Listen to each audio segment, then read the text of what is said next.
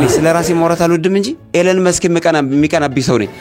እያንዳንዷን ነገር ወደ ተግባር መቀየር ሰው ነኝ የተለያዩ የደረቅና የፈሳሽ መኪናዎች አሉኝ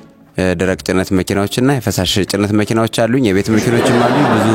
ሆቴሎች መንጻዎችም አሉኝ በከተማው ላይ ከሀገርም ውስጥ ከሀገርም ውጪ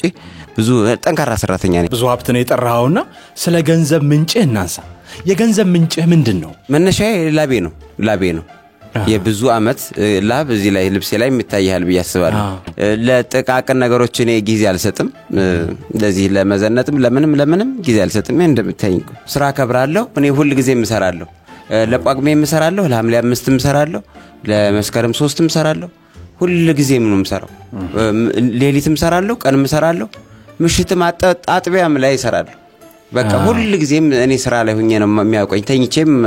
የሚያየኝ ሰው የለም በርግጥ እኔ ምተኛም ሰው አይደለም ሱሪውን ስንት ገዛው እሺ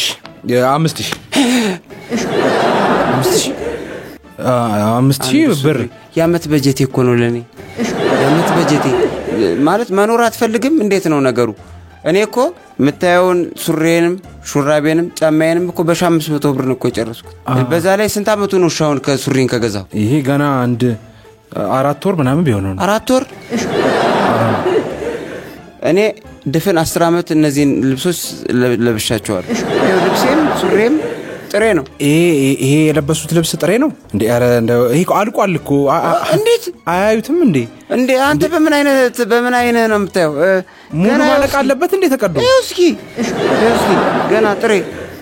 ሲጀምር እኔ የሚያልቅ ነገር ቶሎ የሚያልቅ ነገር አልገዛም